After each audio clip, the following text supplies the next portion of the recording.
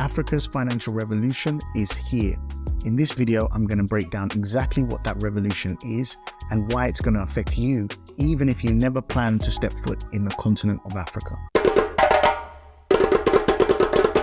So who am I and why should you listen to me? Well, my name is TJ and I've made the steps to set up a new life in Africa. I've met my partner, I built a business, and if you're interested in leaving the matrix and setting up the lifestyle of your dreams in the motherland, then you know what to do.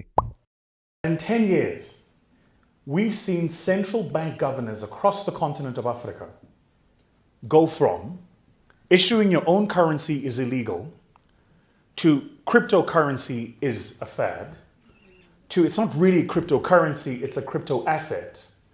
And now, almost every single government in the continent has got their own position paper where they're coming up with their own cryptocurrencies. Vusi Vemdweko is a highly respected African entrepreneur. I think the comments he just made speak for itself. Africans do not trust their governments. And nowadays, I think that's the same for the West, especially when it comes to managing finances. If you're trying to use money that requires banks, you can't trust the banks. You certainly can't trust the banks in Africa, in South America, and most of Asia. It used to be Americans thought they could trust American banks. Now they're realizing that they can't trust American banks.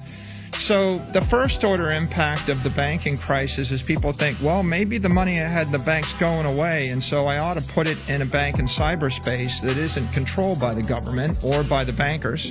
And that's Bitcoin. I had a situation myself in Kampala where I needed quite a substantial amount of cash in order to capitalize on the property that we ended up renting for our business. Just know that $200 worth of phone calls, bank freezes, Western Union freezes, and all sorts of red tape in the Western Union offices in Kampala meant that after hours of trying, I couldn't transfer money to myself via Western Union using the traditional methods. On top of that, my main business bank account does not even have a facility to transfer money to Uganda. The solution I ended up using was cryptocurrency.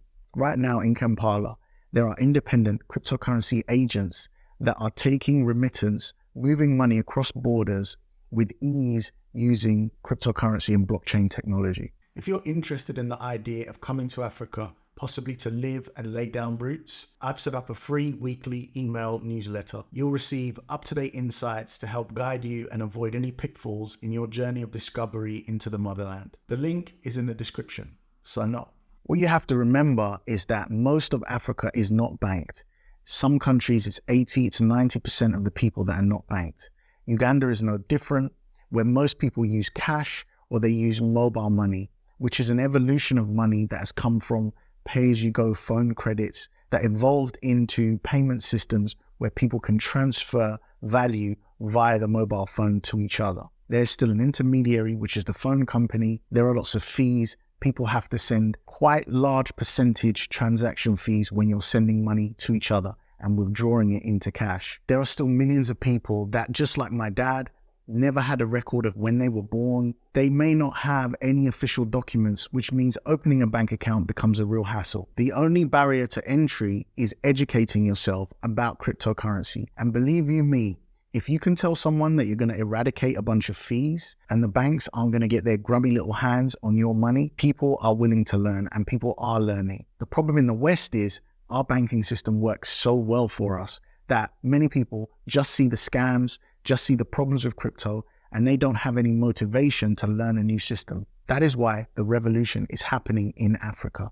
People are desperate for technology to fix things. Yes, there's plenty of scams, but if you allow that to not let you educate yourself about this industry, then you will be left behind. Humanity has been suffering from a broken financial system for so long. And it's not just people in the global south, it's people in the West as well. The underbanked, the unbanked, even the overbanked. We're all sick and tired of a financial system that doesn't work. Would you use an instant messenger that only worked 9 to 5, right, Mondays to Tuesdays, and sometimes wouldn't work at all? Right. Come on, it's time for us to step up our game. So a bunch of shadowy coders got together and built all this plumbing, and here it is for us to use. And as impressive as that is, them building it, it is the peoples of Africa that have taken that technology and pioneered it for real use cases every single day.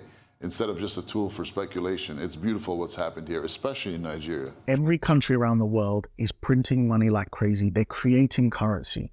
As the ever increasing amount of money that's being printed chases the limited amount of resources around the world, those resources have to go up in value. So you can buy land, gold, but the problem is that gold is not easily transferred in large amounts. You can't move it over borders easily. Land is where land is. You need to get deeds and titles. And if you want to liquidate land quickly, it's very difficult to do. In the case of Bitcoin, it has similar properties to land and gold. It cannot just be printed. I'm not suggesting you would take a bunch of your money and go and buy crypto. The method that I use is that I take a little bit of my money each month and I buy a little bit of crypto with money that I can afford. Me personally, I will not be transferring money to Africa without using crypto in the future. Now, there are much deeper concepts and ideas and points that I can make about crypto, but I don't want to bore you with all of that here on this video. The only way I can get deeper into it is if I get a bunch of likes from people and comments requesting it. Otherwise, if you like this video, I suggest that you watch this next video because I think it's going to interest you very much.